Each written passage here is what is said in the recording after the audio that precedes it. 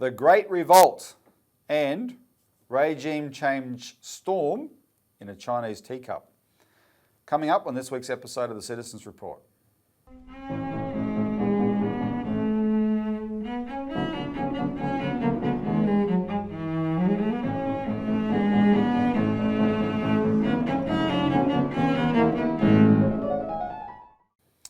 Welcome to the Citizens Report for the 2nd of December 2022. I'm Robert Barwick, and joining me today is Citizens Party researcher Richard Bardon. Welcome, Richard. Thanks, Robbie. In this week's episode, we're going to talk about there is a definite revolt in the Parliament, extraordinary revolt against the banks. The banks have overplayed their hand, Richard, and they are copying it in a way that the Australian Parliament hasn't seen for decades. It's going to have huge implications. We're also going to talk about the impending fall of the Chinese government. Take 326 or so. Exactly. So we're going to express a little bit of scepticism about that. We're going to talk about what's happening in China today. And we're also going to talk about a very interesting new report by our friend Jack James on more of the claims about the Uyghurs. And Richard's got a few things to say about that. Before we begin, remember, please help us get the show around. Like the show, subscribe. If you haven't subscribed before, click the bell icon so you get notified of the updates on our YouTube channel. And there's lots of stuff, including interview series and shorts, especially some of the footage we're going to use today on what happens in Parliament. And please comment, make comments, start a conversation. We'll participate as we can. The feedback is very, very important. And a few updates first, because there's a number of other lines of inquiry that we've always got that we need to make sure you're up to date with, because things are happening on a number of fronts. First, the big one, we'll play a clip on this. There's definitely something happening on the Julian Assange front. Definitely. So the first sign of life was this week, the New York Times, The Guardian, and one other paper.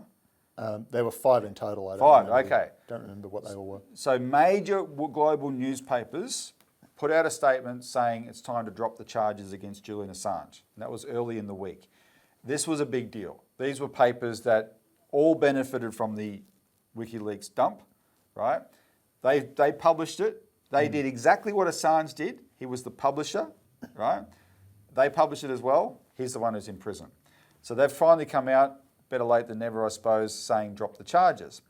And then 2 days ago in the Parliament, today's Friday, so on the Wednesday, in our Parliament, there was a question asked to the Prime Minister about Assange from Dr. Monique Ryan. She's the new member who replaced Josh Frydenberg in Kooyong. So she asked this question, and we're going to play the question and play Albanese. Anthony Albanese's answer to the question, and just pay special attention to how he chooses to deal with this. Will the government intervene to bring Mr Assange home? I, some time ago, made my point that enough is enough. It is time for this matter to be brought to a conclusion. The government will continue to act in a diplomatic way. But can I assure the member for Kooyong that I have raised this personally with representatives of the United States government. My position is clear and has been made clear to the US administration. I will continue to advocate, as I did recently in meetings that I have held. I thank the member for her question and for her genuine interest in this, along with so many Australian citizens who have contacted me. So what you can see there, Richard, is he's being very deliberate, very emphatic, and there's he thanks the Australian people who've been contacting his office, and he thanks Monique Ryan for the question. Yeah. Now, I've been reliably informed by a real insider that what we call question time in Parliament, which is questions without notice, are usually given on notice. Right? The questioner often informs their target in advance. I'm going to ask you this question, right? And the target gets to prepare their answer. And the way you know when the question without notice has been asked with notice is when the answerer thanks the questioner, right? And that's what happened in this case. So this was staged, but staged in the best possible sense that for whatever reason, in the same week that the New York Times and these other papers called for the Assange charges to be dropped, Anthony Albanese came out and wanted to make the strongest statement he's made as Prime Minister so far. And the other thing I want to point out, he mentioned nothing about the British. He was talking directly to the US government, right? That the ball's in their court to drop the charges against Julian Assange. So something is going on. We don't know any more than that. We're just telling you this is a significant update. Watch this space. Did you have anything to add to that? No, I think you covered it. Okay. Second thing, ASIC inquiry. Now, Richard, we'd been hoping this week we'd get up another inquiry, which we'll talk about more in a minute, on regional banking. That didn't happen this week. We're going to shoot again for February. But just to remind everyone, there is this big inquiry into ASIC, and we need all financial victims to make your submissions. If you've been a victim of ASIC for financial system and didn't get recourse or even proper attention from ASIC, please make a submission to that effect. We have to keep reminding you because Christmas is coming up. Submissions close on the 3rd of February, so don't put it off too much. Organise yourself to make your submission. This is an inquiry that's going to be a big inquiry. We have to make it work, and it requires the public's participation. So remember that. And the third one is something else we want people to make a submission to, which is there is an inquiry into the Parliament into nuclear power. So you're going to write an article on this. The date is the 12th of December, right? That's the deadline for submissions. This is something that the Citizens Party has been pushing for a while. We campaigned on nuclear power in the election, right?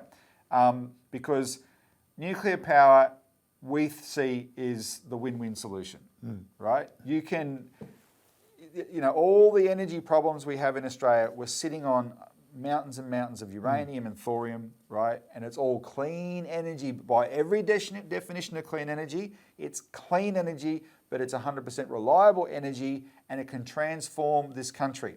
And what we want to get, the message we'll get through to the inquiry is, we should be developing our own nuclear power industry, invested in by a government development bank. That's how we could transform Australia, right? And instead of having all this hand-wringing, where we'll just call BS on Chris Bowen saying nuclear is the most expensive form of energy, etc., when what he's dealing with is the most expensive form of energy. Yeah. Why does he think other countries want to buy our uranium? Yes. Well, every time he says that, Chris Bowen, this is what is really frustrating about domestic politics. Politicians make arguments for political points within Australia that what they're actually saying is everyone around the world are idiots. Now, if Chris Bowen goes around the world, he's not going to call the Americans idiots, the British idiots, the French idiots, the Chinese idiots, the Japanese. He's not going to call them idiots to their face. The Germans, who are restarting the most anti-nuclear government besides Australia on the planet, who are now restarting their mothballed nuclear reactors. Exactly. Yeah, so ignore the debate within Australia. It's totally fake, right? We have to change it. And we have the world's biggest known resources of this stuff. Let's use it. And it'll solve a lot of problems. If you truly ever want to move away from fossil fuels, it's got to be nuclear because all the other ones don't get you there. All right, those are the updates. So that's the 12th of December. We're going to put a link below.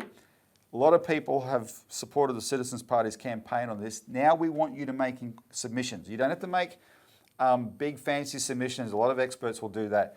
Make a submission from the standpoint you're a member of the public and you want to convey to this committee that you support this option. You support nuclear power, right? And please do, because then that itself needs to be stated because there's a general impression that Australians are against nuclear power, and this committee needs to see there's plenty of Australians who are for it. And Richard, you're going to be writing our submission. Yep. So we'll have plenty to say as well.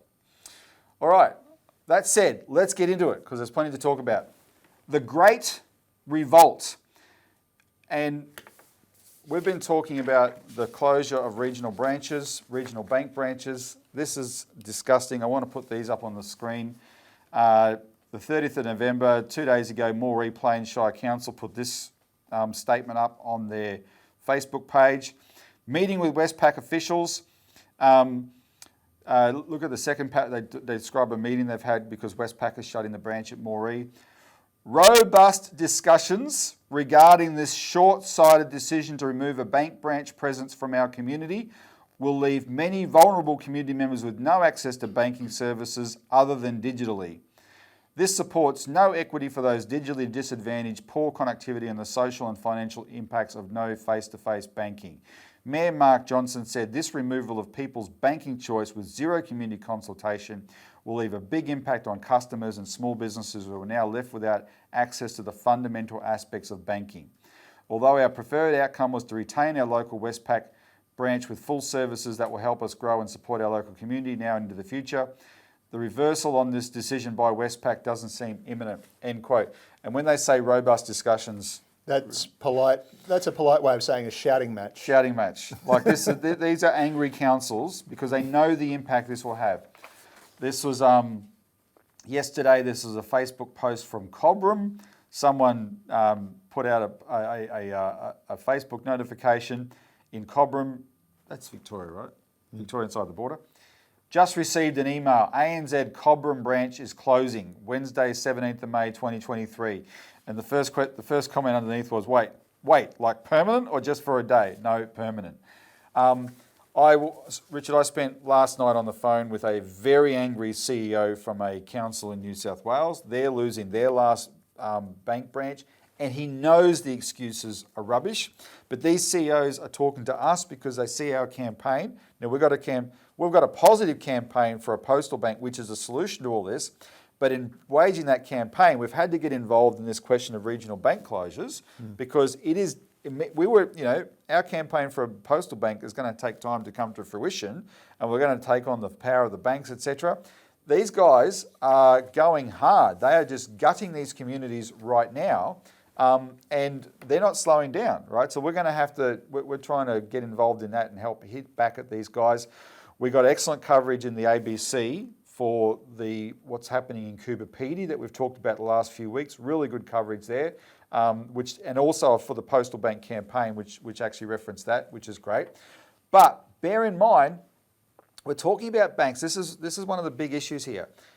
The banks are saying that they're making commercial decisions because they're private businesses who have to make commercial decisions, and the politicians accept that. That's the worst part of this discussion. The politicians accept the premise because it's not true. They are not private commercial operations. They are for privileged companies that are subsidised by the taxpayer like nobody else is.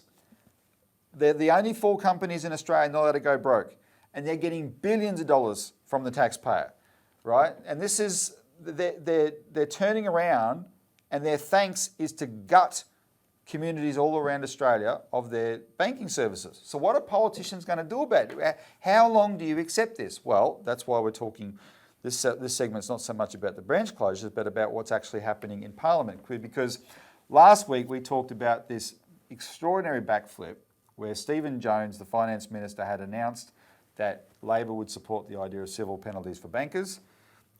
24 hours later, after taking a call from Anna Bligh from the Banking Association and from the bank executives, Labor backflipped, right? And we said he bent the knee to the bankers. They showed they're in charge.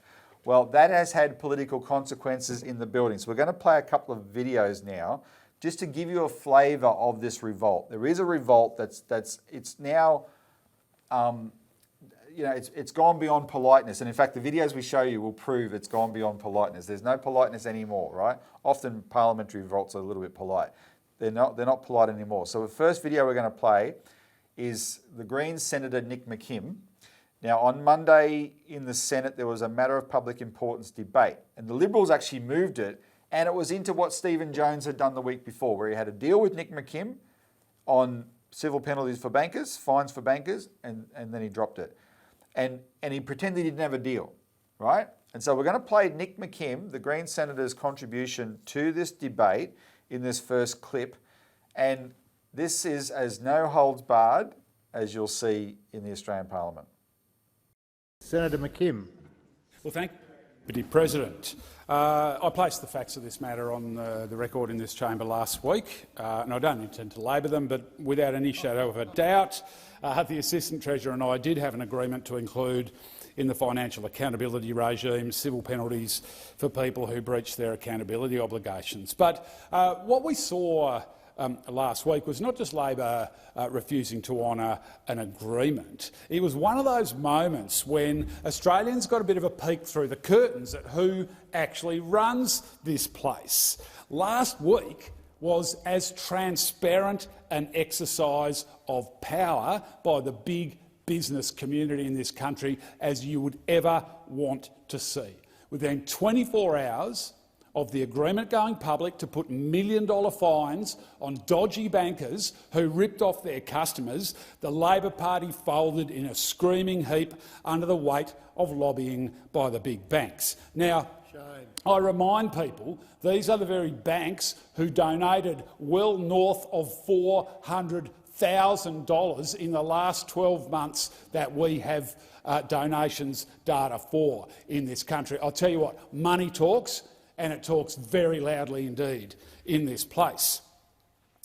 The other thing is, it was the way the banks steamrolled the Labor Party. They weren't even slightly shy or ashamed about it. They were naked in their exercise of power. In fact, they wanted everyone in this place to see that they made the government renege on the agreement. The banks wanted everyone in the duopoly here, Labor and the LNP, who might be thinking about pushing for something that curbs bankers' power, who might be wanting to tilt the scales in favour of the customers and against the big bankers, to know that, in fact, it is the big bankers who are in charge of this place. And my word, they've got the Labor Party on a short leash.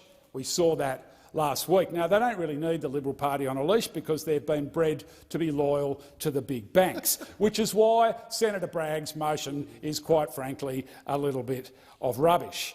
The inclusion of civil penalties for individuals who breach their accountability obligations was consulted on by the former government, was the subject of consideration by the Senate Economics Committee into both the previous government's and this government's bill. So the idea that it's come out of nowhere is absolute tosh. The policy is straightforward, the public benefit is abundantly clear to the public, and we now know the only people who don't want million-dollar fines for dodgy bankers who rip off their customers are the dodgy bankers who rip off their customers that have both the major parties in this place right where they want them. Thank you, Senator McKim. So just to remind you, I had to write this one down, Richard, because he was talking about the fact that Nick McKim wasn't fooled by the fact the Liberals had moved this motion. Because, yeah, it's right, go after Labor, but he wasn't fooled by the Liberals. What did he say? He said they've got the Labor Party on a short leash. We saw that last week. They don't really need the Liberal Party on a leash because they've been bred to be loyal to the big banks. And that's the truth of it. That's the truth of it. But the revolt is undeniable, right? So that was Nick McKim's contribution. Now watch an even better one. This is Gerard Rennick in the same debate. One Liberal who they probably wish they did have on a leash. Exactly. Excellent point. The best contribution came from a Liberal because he's out of step with the rest of the Liberals, and he even alludes to that in this segment, right? So watch what he says, and especially the way he ends this contribution. Senator Rennick. Deputy President, and what can I say? This motion today is just money for jam, and it really just proves what we've been saying for a very long time, and that is the Labor Party is the party for the big end of town. And it's interesting, I'll slightly disagree with the wording of my good friend and colleague Senator Braggs, where he says the Assistant Treasurer Stephen Jones to appropriately consult in regards to this. I'd actually disagree with that because, as it turns out, he got all the consulting he needed. He got a phone call from the former Queensland Labor Premier, Anna Bligh, who of course is now the head of the Australian Banking Association, Now, if you want a good example of just how close the big end of town, the banks, are to the Labor Party, look no further than who's the head of the Australian Banking Association, former Queensland Premier Anna Bligh. And what was Anna Bligh famous for up in Queensland? We call her the Minister for Privatisation. She sold all of Queensland's, all the assets that belong to the Queensland people, the Queensland forestry plantations, which are freehold, for 5 times earnings. 5 times earnings. She sold the Port of Brisbane for 6 times earnings, a 99-year lease for 6 times earnings. Gave our assets away to the mates in the big end of town and to her mates in the superannuation funds. And, of course, she's got her payback. She's got her 30 pieces of silver. And, of course, who was the master puppet pulling the strings behind former Queensland Premier Anna Bligh?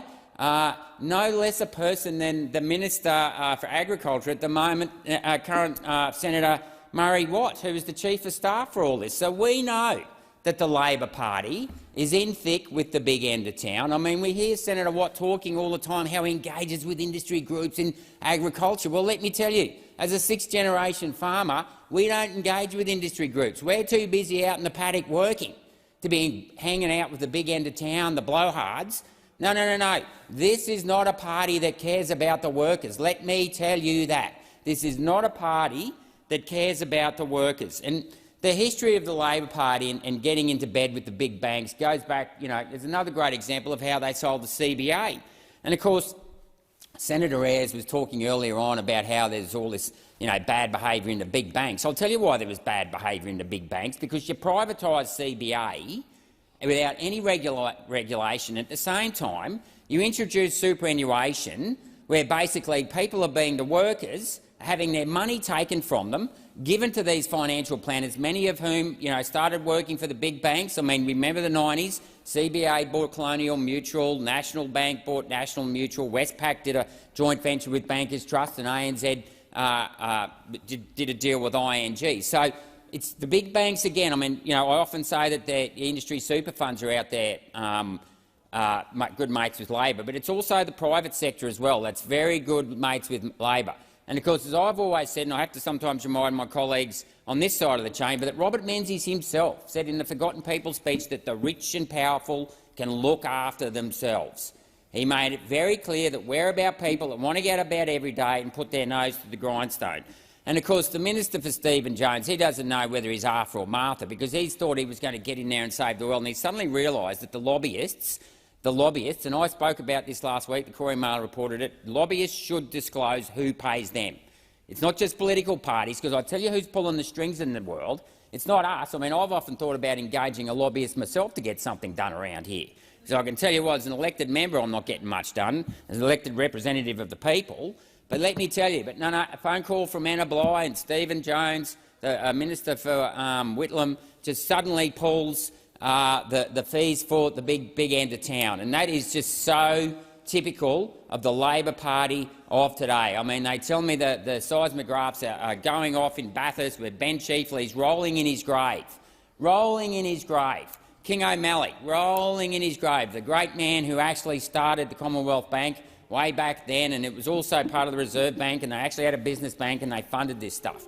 So I'm very glad, and I think the Labor Party need to take a really good look at themselves, because this is not a party that stands up for the working class anymore.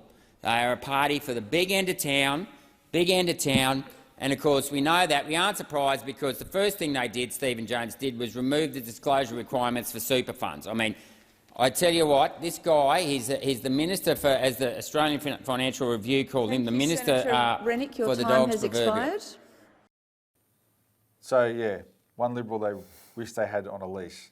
And Gerard Rennick is one of the members of the Rural and Regional Affairs and Transport Committee that want to get an inquiry into what's happening in regional banking. He's the one who last week had raised the Cooper Pedy issue in the Parliament, right? Yep. Because he knows this is rubbish. But now we're going to play you another video that is even bigger, because there's a priesthood that governs Australia, Richard. Most people wouldn't know that. They think we have elected politicians and like the equivalent of kings. But if you know the old power structures in the old kingdoms, the only person who could ever match the king for power, of a different kind of power, but very powerful nevertheless, was the high priest, right? Whom the king would often be afraid of.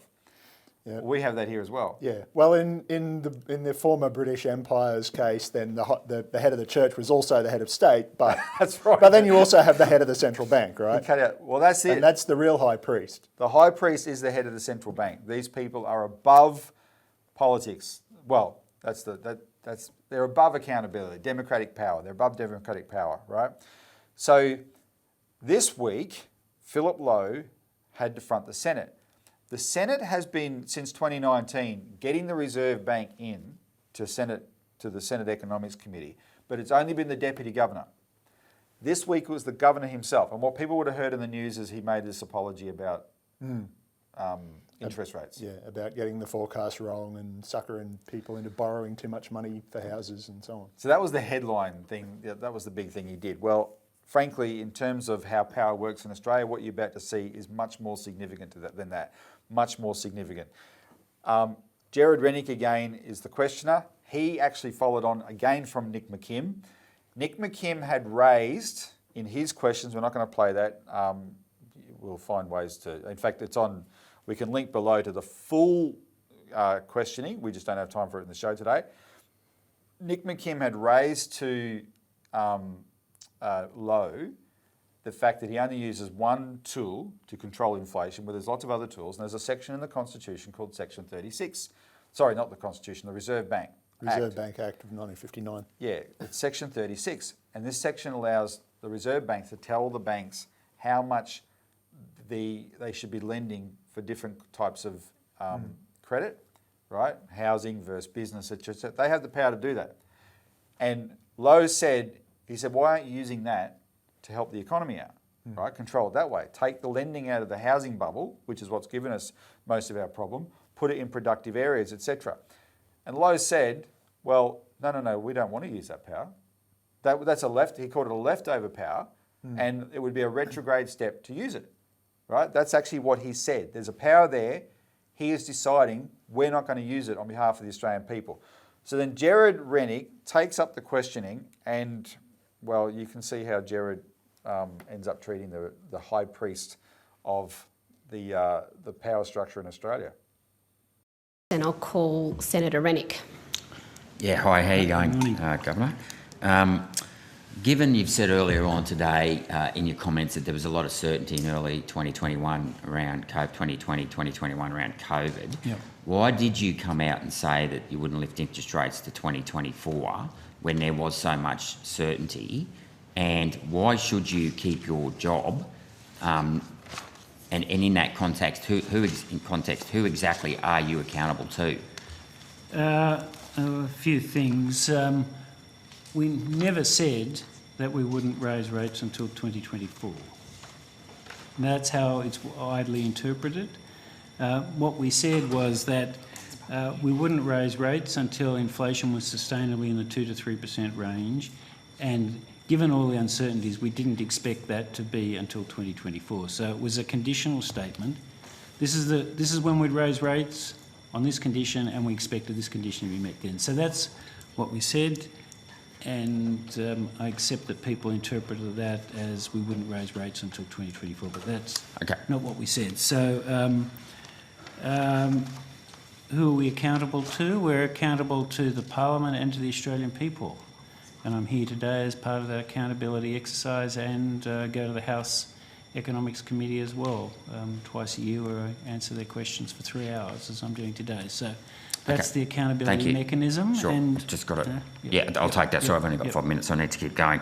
You said also a couple of times today that the supply side should fix itself. And I know that one of the mandates of the RBA is price stability, currency stability. Ultimately, inflation is a product of supply and demand. And I'll just pick up on one of your most recent comments today was you're not in the business of supplying credit, you'll leave that to the private market. But yet, that's exactly what central banks do. You give credit to the banks, and in particular the Federal Reserve and the ECB, have printed trillions of dollars in the last 2 decades, and then they hand it out to the prime banks and let the prime banks spray it around. What's wrong with using that Section 36 of the Banking Act to actually let governments lend to governments and not waste money on a margin that the private banks always use. I mean, surely it's our own currency. Why are we then paying private banks that net interest margin to use our own currency, or even worse, use foreign currency and pay interest on foreign currency when we have the ability to issue credit in a responsible way? So I'm not talking about lending to private markets here or the private sector. I'm talking about government debt, so things like state debt, right? Why does the state, you take the Belt Road, for example, with the Victorian government, why do they have to borrow from China when they should be borrowing from our own central bank? Well, there are a few issues there. The Australian governments don't borrow from the banks, so they're not paying a bank margin. They buy bonds on... Well, they pay a market rate of interest. Exactly, on which the includes a bonds, margin. They have to pay interest. They pay the market rate of interest. Back to the same kind of response to Senator McKim's question, I think it would be a retrograde step for the Reserve Bank to be sitting here making decisions about allocation of funding. We could do climate change, we could do infrastructure, we could do advanced manufacturing, we could do building hospitals, and then the Reserve Bank becomes the arbiter of who gets credit in the economy. The better way of doing it is for the governments to make decisions about where they want to spend money and then to raise the money in the capital markets. Ultimately, there's no free lunch. No, but there is a margin. Banks have a net interest margin. I've been a treasury accountant in a bank. I know how it works. Okay, and I agree with you. It's not up to the RBA on what decisions they make. But if Parliament decides that on essential infrastructure like bridges, roads that have an asset that generates a return, that the RBA can lend in or issue credit within an infrastructure bank. I mean, companies go out and issue shares. They don't always go and issue new equity. They don't always go out and borrow money.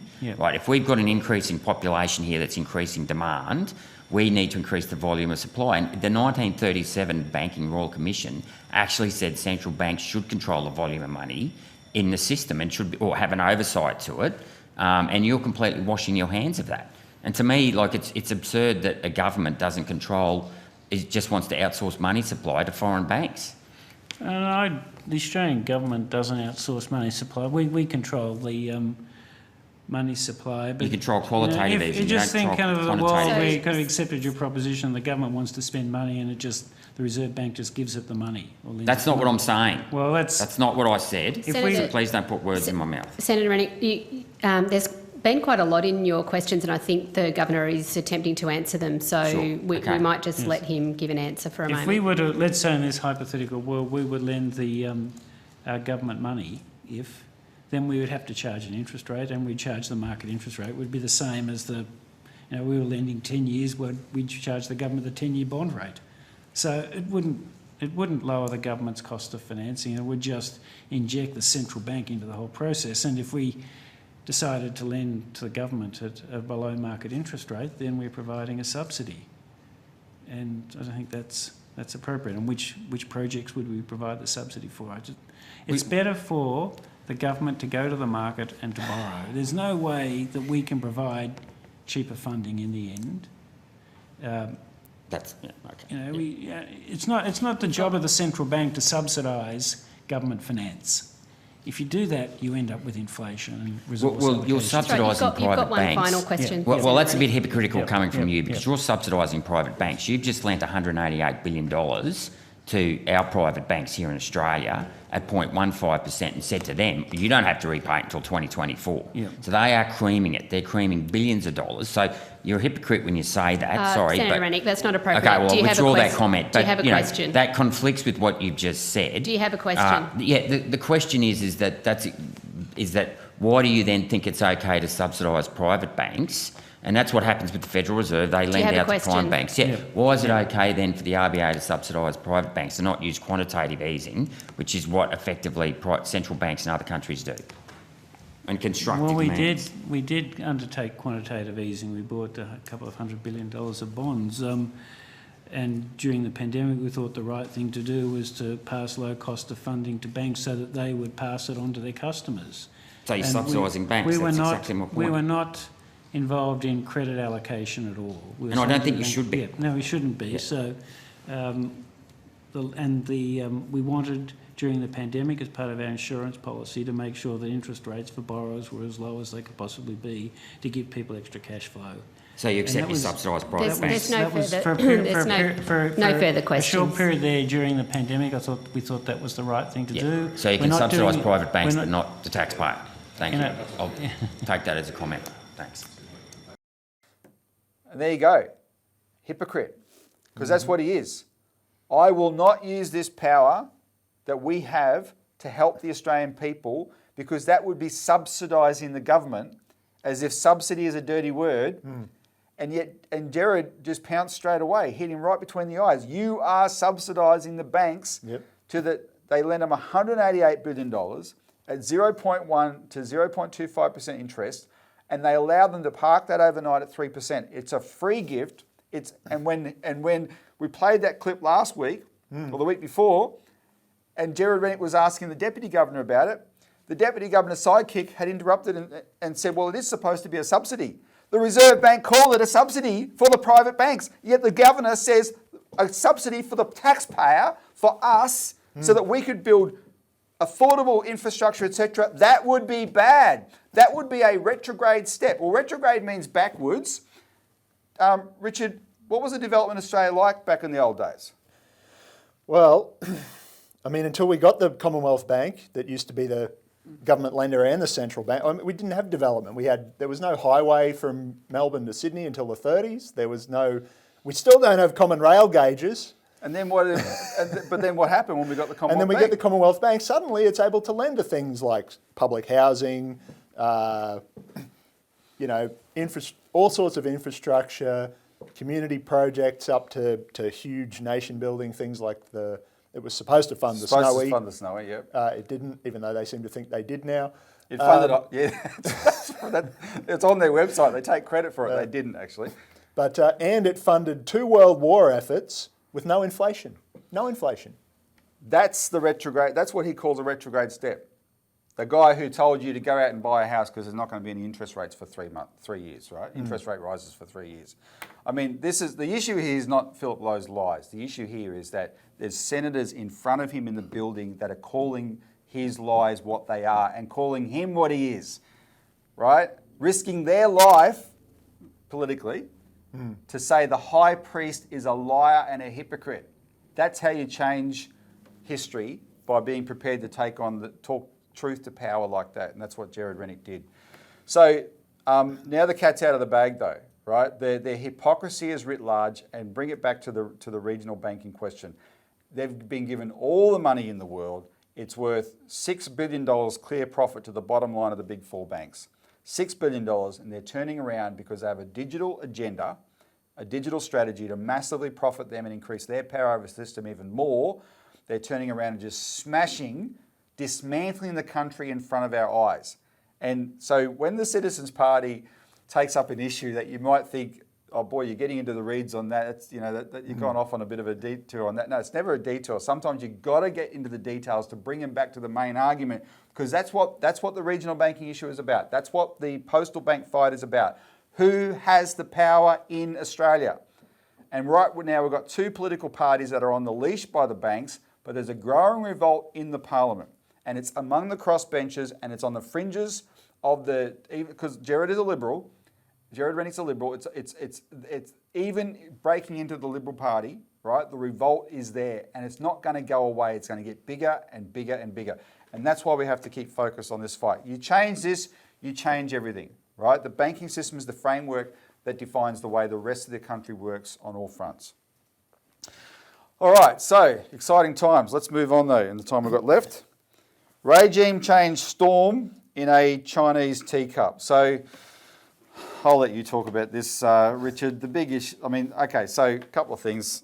People know there's lots of protests in China, but just your assessment, what's the essence of it, basically? I mean, these are a few hundred people, in various locations. Some of it's genuine.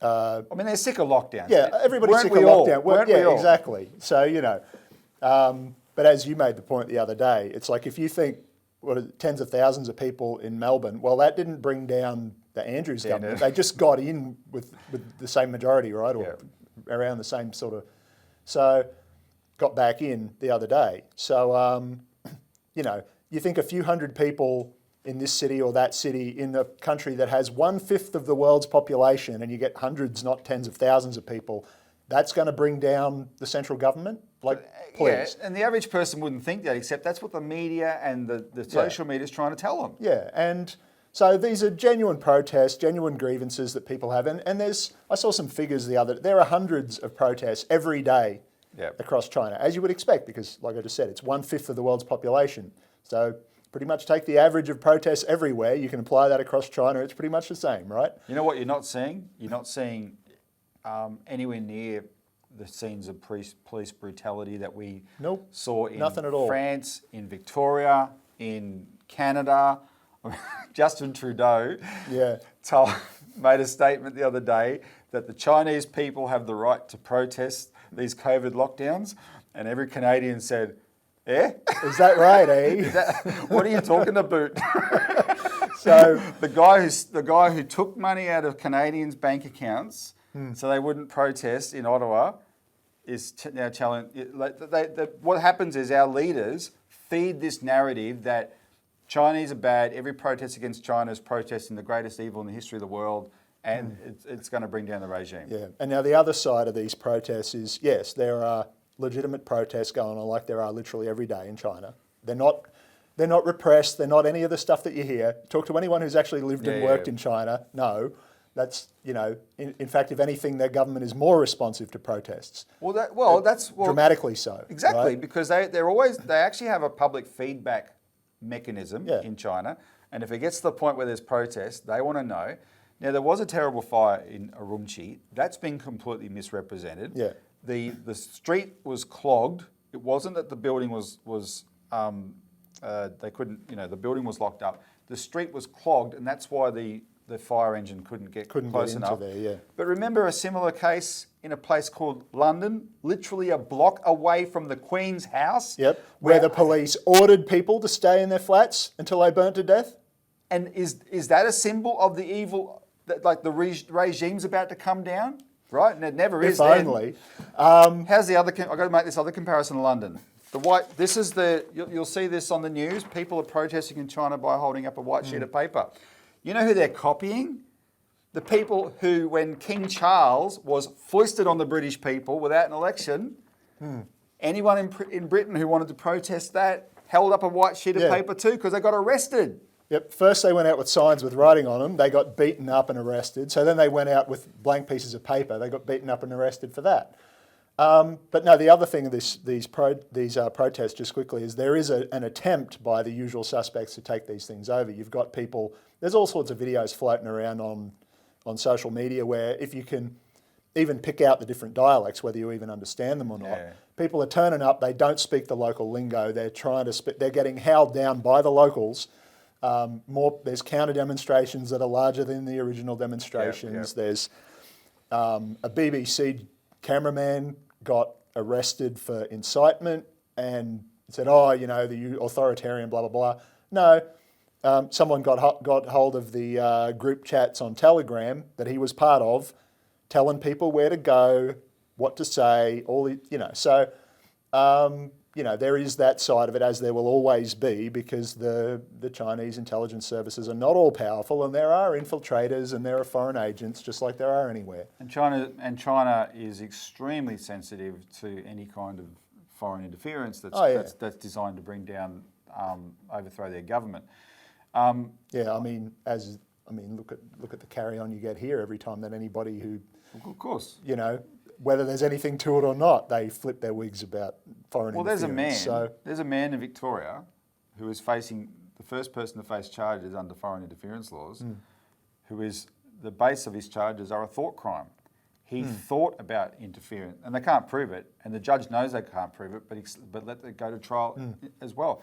And their closest thing to proof of it is that he was encouraged to do what he was considering doing by a member of the government, a parliamentarian at the time. So, and what was the specific thing? A donation. Donating money to a hospital.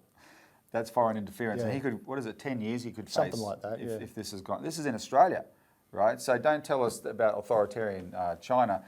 I will say this because, and people may not like to hear it, but the reason that we don't lose our head over these events is because there is another side to the COVID debate, right? The people who protest, they just get totally sick of the lockdowns, etc., and then they're susceptible to thinking, oh, there's some big nefarious agenda behind this. Well, there's a more obvious agenda behind it, which is that the people who make the decisions are really worried that if they don't have some form of restriction, then you will get a virus that rips through. And China has an aged population, and a lot of people will die. And frankly, like a lot of Asian cultures, they revere the elderly more than we do, right? And they're a bit concerned about that. Yeah, and I mean, you look at the statistics here. Who are the most of the victims of COVID in Australia are the elderly, who weren't looked after. So the young are protesting, and China, for all its progress, and it's made a lot of progress in a short period of time, its number of ICU beds per 1,000 is nowhere near a truly advanced industrial economy like Japan's, right? It's probably at our level. Yeah, they rely on their better organisation and mobility with their high-speed rail and so on to get people from one place to another. That's why all these staged lockdowns, staged in the sense of like you only do this area at a time, so many areas at a time, so that you can move medical staff and equipment around the country. So we don't even have that. So they've got that over us at least. But you're right, they are responsive to protests because there is signs now that they can see the population, the young, they're at the end of their tether, in many respects. That's why there's these protests. So there's signs that they're looking for ways to relax it. I've heard that they've built a whole heap of massive hospitals. So instead of having lockdowns for everybody, you just take the infected and put them in hospital until they're either clear of COVID or well.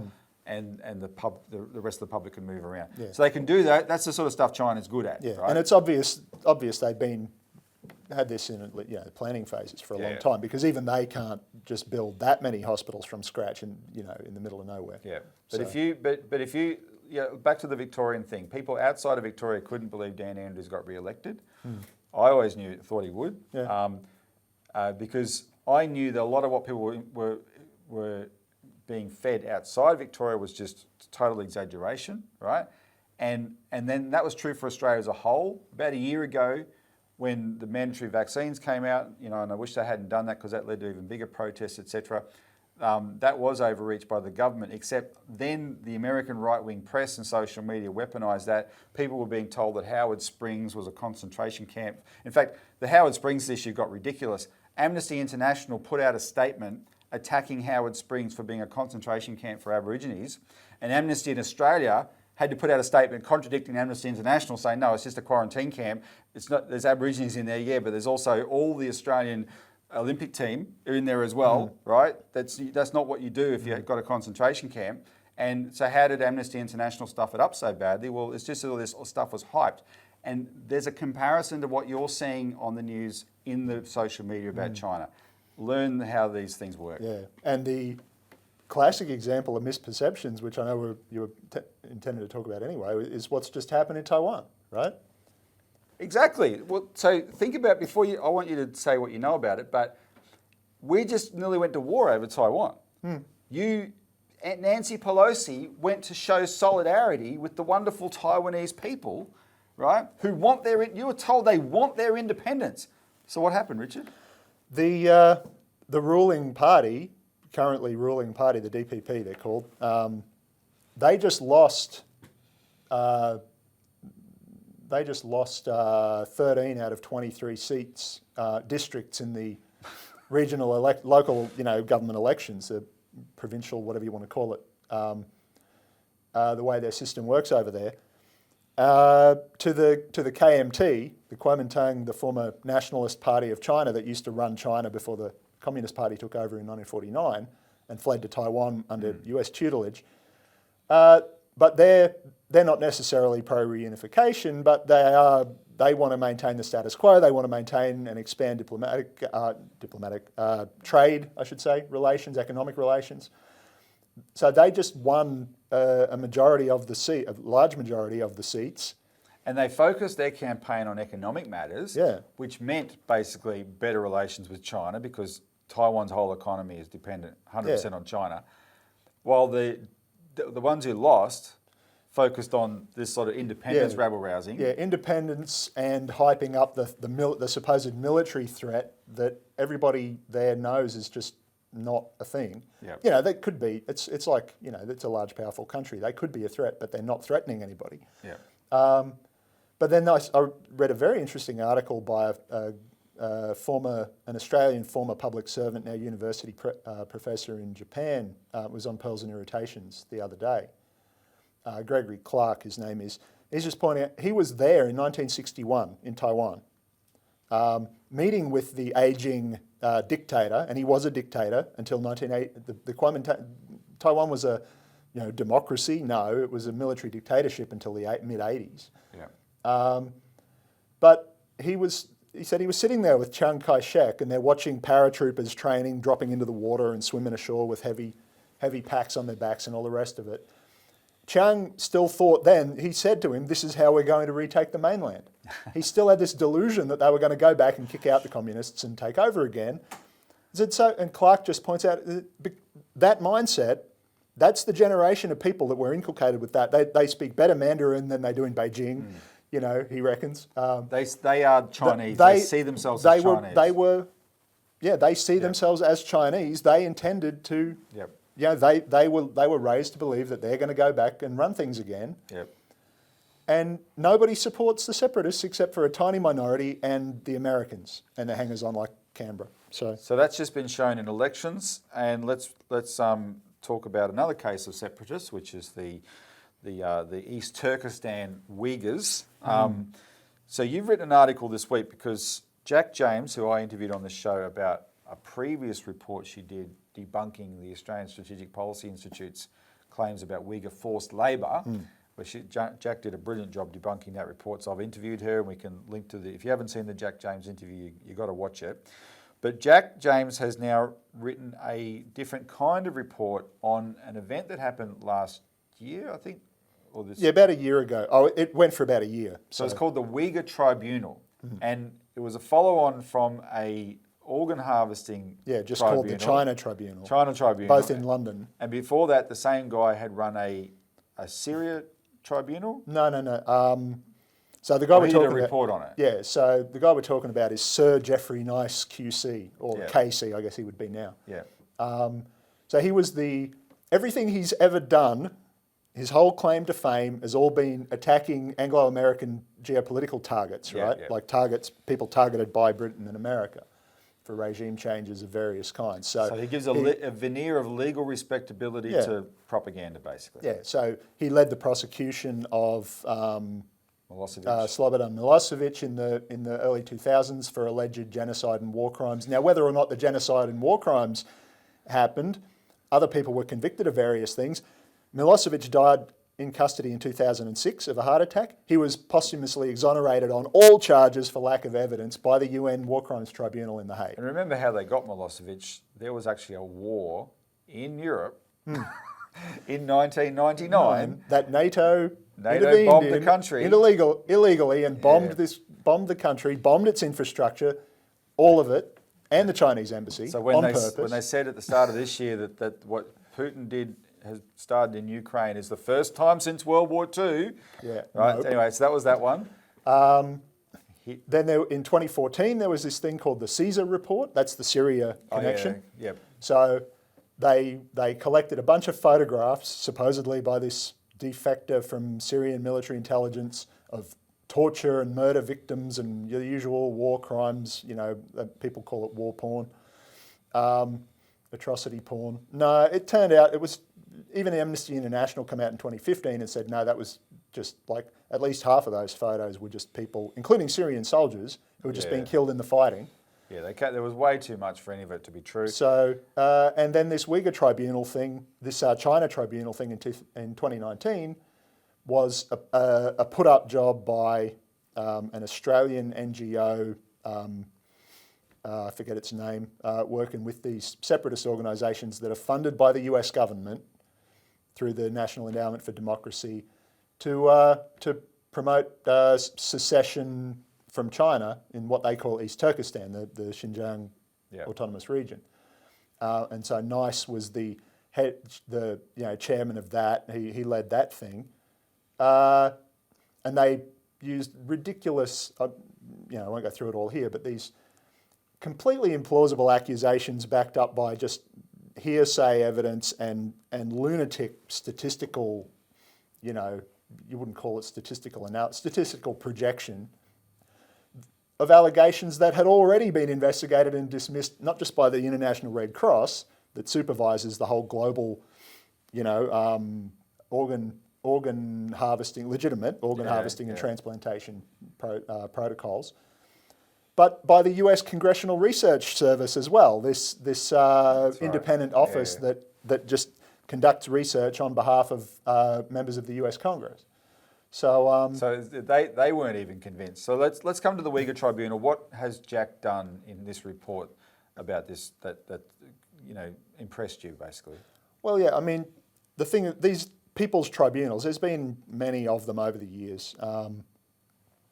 They're not, there's this legal grey area, depending on how you want to read things like the UN Charter particularly, which Jack goes through in the paper, as to, because there are things for various political reasons and because of the veto powers of the Security Council members and so on that just in practice can't be examined in international courts, by the UN, by the Hague tribunals, the various things. So people constitute these people's tribunals to unearth evidence, to get people on the record about what they say has happened. The key being, if those are going to be seen as legitimate exercises, you have to follow the same protocols, meet or exceed the standards that courts hold themselves to, to verify evidence, right? So what Jack's done is put together the first time that I know of anyone having actually done it, is sort of suggested two sets of criteria for what constitutes legitimate, expressions of what she calls people's justice, or just show trials. Right? And so she deliberately doesn't say which one which side of the line or where on the spectrum or whatever you want to call it this Uyghur Tribunal falls, but she just goes through. It's pretty clear that, they haven't met the standards of the international courts, of state courts. They haven't met the standards set out by people like the Australian Justice Michael Kirby, for instance, who she quotes, takes a lot of his criteria for this, who's participated in previous ones of these people's tribunals. Quotes some things from the Tokyo Women's Tribunal that went through the war crimes of the Comfort Women? Yeah, the Comfort Women and other things that the Japanese army did, that everybody admits they did, everyone except, certain people in... Our favourite Japanese politicians. So she's just gone through and said, well, okay, here's what the world's best experts say you should do if you want people to value this process and the output that it produces.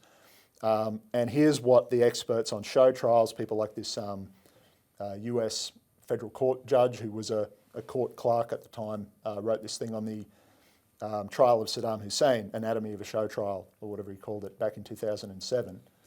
And he's now a federal court judge, Jeremy Peterson, and a couple of others. But just saying, okay, here's what a show trial looks like, basically. Here's what a proper trial would look like. We can't have it in a court, but we're going to do the next best thing. It's very clear to anyone who knows the facts of the case, and we'd previously looked into it already, of this Uyghur Tribunal, that, it doesn't measure up at all. No, and Jack James, with her legal skills, is very good at drawing these things out. We'll put a link to the article below because it is worth reading. These things, like the reason we pay attention is because in the disinformation war against China, things like the Uyghur Tribunal, constituted in London with people like Sir Geoffrey Nice and respectable legal names on board, it just gets reported as if it's an official thing almost, right? Yeah. And so at the first point, it's not official, and then second point, it doesn't even meet the standards of what should be accepted. I mean, and that's the problem. We've got this McCarthyite political climate that's been created where China's automatically guilty usually even after proven innocent, Yeah, yeah. if you can, even proven negative, so to speak. No, that's right. And so you've got to look at these things Yep. dispassionately and say, okay, well, what, has this met the standard or not? And that's what Jack's done with this paper. Ever since the Iraq War, we should all be motivated to do that. The road to war is paved with lies, and the consequences are enormous, and that's why we're doing this. So, anyway, Richard, thank you very much. That was excellent. Thanks to the viewer for tuning in. We're out of time. Just remember the inquiries that we've encouraged you to participate in. You got till the 12th of December to make a submission to the nuclear inquiry. That link will be below, and the ASIC inquiry, the 3rd of February. And the other links that we've mentioned will be below as well. Thanks for tuning into the Citizens Report. Tune in next week for more.